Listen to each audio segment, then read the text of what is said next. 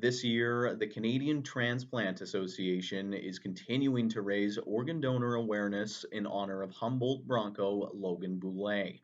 A day after the crash in 2018, Boulet did succumb to his injuries, but as an organ donor, he was able to save the lives of six different people. Joining me today, though, in honor of Green Shirt Day, is Tim Johnson from Lloydminster's branch of the Canadian Transplant Association, and he's here to tell his story. Tim, thanks so much for doing this. Well, thank you very much for having me. Opening things up, then, Tim, could I just get you to tell your story, which kind of highlights why this day is important to you? Uh, okay, well, first of all, I'm currently almost 55 years old.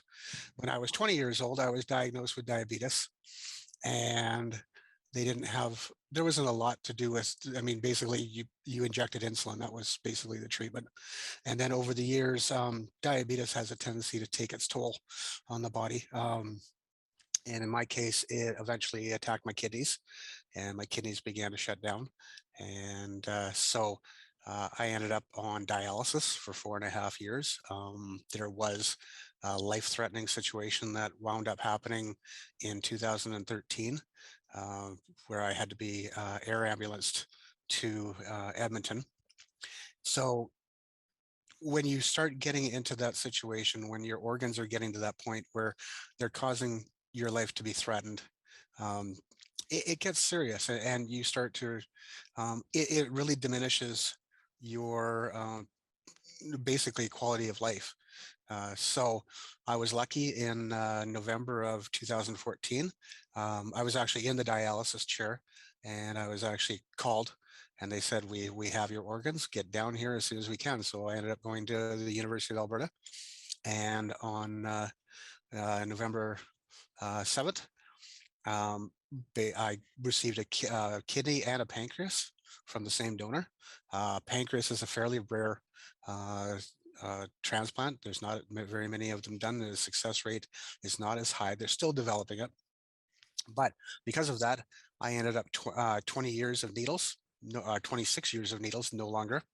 And my dialysis ended. And all of a sudden, life became a totally different story. Prior to my transplant, I had actually been off work for 18 months because the hemodialysis that I was on actually made me sick. And that's quite common with a lot of people.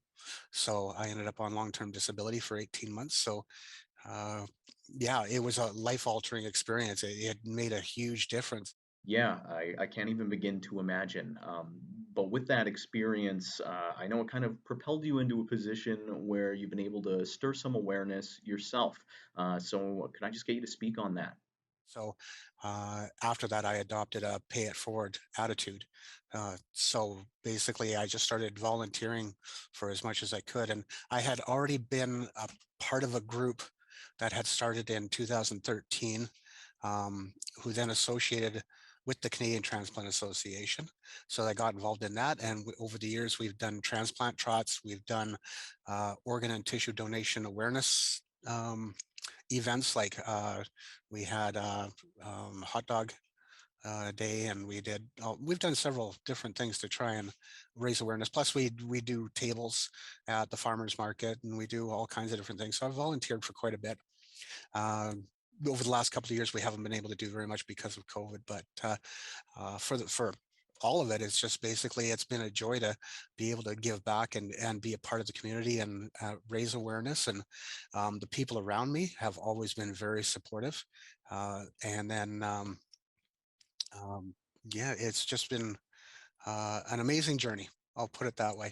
With that, though, I'll say to you, Tim, thanks again for joining me here. I appreciate you coming on the show and sharing your story.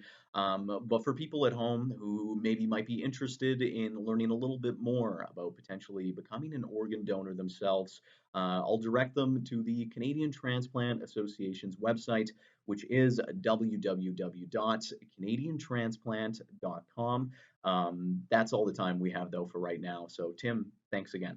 I really appreciate giving me the opportunity to speak.